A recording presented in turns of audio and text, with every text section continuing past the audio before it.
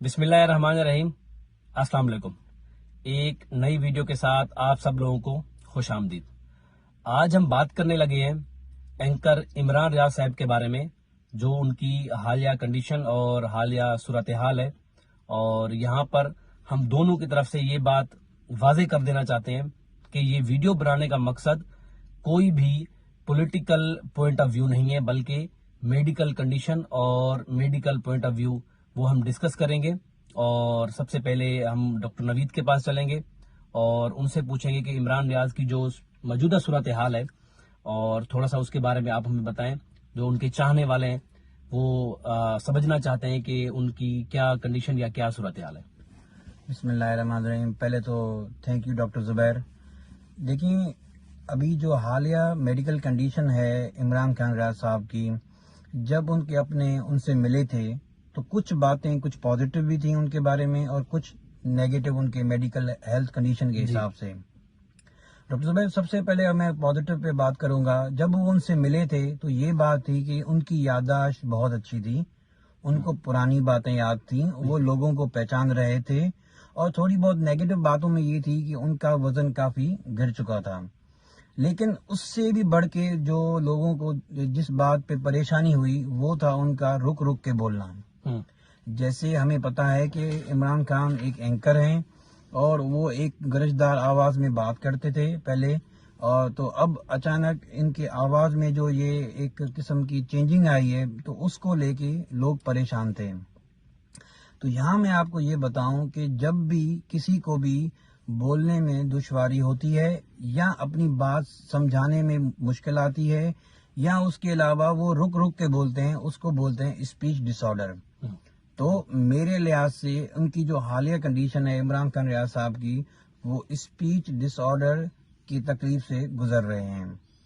تو یہ تو تھی مین بات کہ وہ ان کے ڈس آرڈر کا کیا نام ہے، اسپیچ ڈس آرڈر سے۔ جی ہاں، اب ہم ڈاکٹر زبیر کے پاس چلیں گے کہ وہ ڈیٹیل میں بات کریں کہ برین کے وہ کون سے حصے ہیں جو اسپیچ کو کنٹرول کرتے ہیں اور ان کا کام کیا ہے۔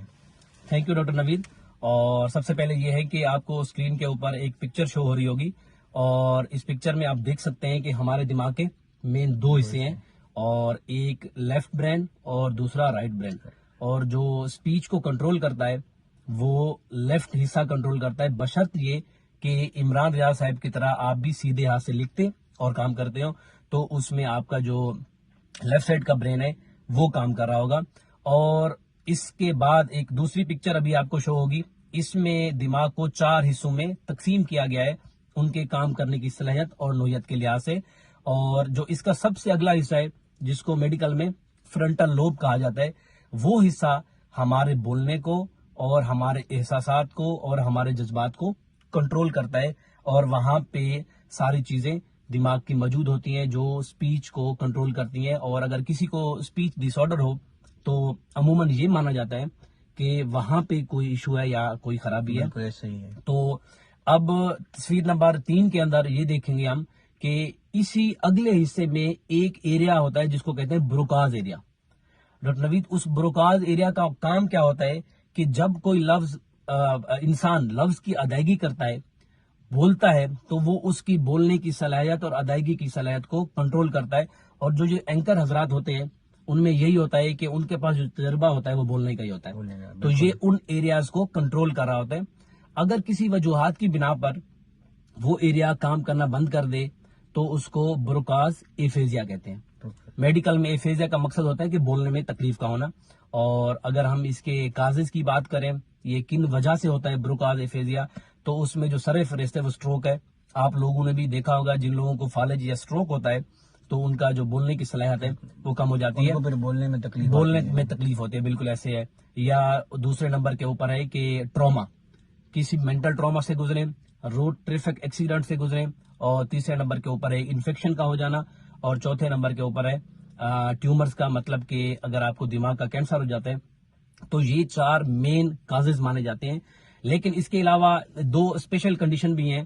ایک نمبر ہے اس میں آرسینک پوائزننگ کا۔ ایسے لوگ جو ان ایریا میں رہتے ہیں جہاں پہ پانی میں جو آرسینک ہے وہ بہت زیادہ مقدار میں ہو یا مٹی میں بہت زیادہ مقدار میں ہو، تو ان لوگوں کو آرسینک پوائزننگ ہو جاتی ہے، اور ایسے لوگوں کو بھی بولنے میں تکلیف دیکھی بھی گئی ہے اور ہو بھی سکتی ہے.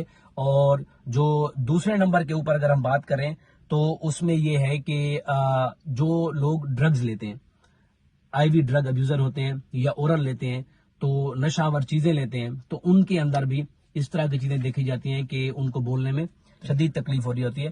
اور پکچر نمبر اب ہم 4 کے اوپر آتے ہیں. اس میں آپ کو ہمارے دماغ کے اگلے حصے میں ہی ایک نوید لمبک سسٹم ہوتا ہے. اب لمبک سسٹم ہمارے احساسات سے جڑا ہوتا ہے. اب اس کو ایموشن سینٹر بھی کہا جاتا ہے. ایموشن سینٹر کا کام یہ ہوتا ہے کہ اگر خدا نہ خواستہ آپ کو کوئی مینٹل ٹراما ہوا ہے, ایموشنلی یا آپ کو فزیکلی اس طرح کی کوئی چیز, یا نفسیاتی طور پہ اگر آپ کو کوئی مسئلہ ہوا ہے, یا آپ کے کسی پیارے نے آپ کو دھوکہ دے دیا ہے, کسی قریبی کی کوئی ڈیتھ ہو گئی ہے, یا جو آپ کے چاہنے والے ہیں, آپ سے پیار کرنے والے ہیں, وہ اس طرح کی کوئی چیز کرتے ہیں, آپ کو شدید دباؤ اور مشکلات ہو, تو اس میں یہ لمبک سسٹم جو ہمارا احساس والا سسٹم ہے یہ کام کرنا کم کر دیتا ہے یا بالکل ختم کر دیتا ہے. تو لوگ اس میں ایفیزیا کا شکار ہو جاتے ہیں اور لوگوں کو جو اسپیچ ڈس آرڈر ہوتا ہے وہ ہو جاتا ہے.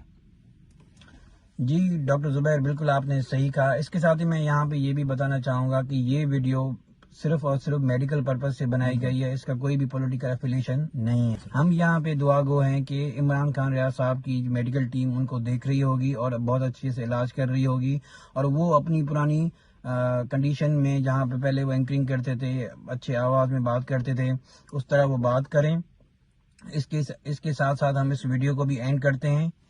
اور ہمارا بالکل یہی ڈاکٹر نوید نے بتایا کہ یہی دعا ہے کہ وہ جو گرجدار آواز کے اندر اینکرنگ کرتے تھے, بات کرتے تھے, ان کے پیارے ان کو بالکل ایسے ہی دیکھنا چاہ رہے ہیں.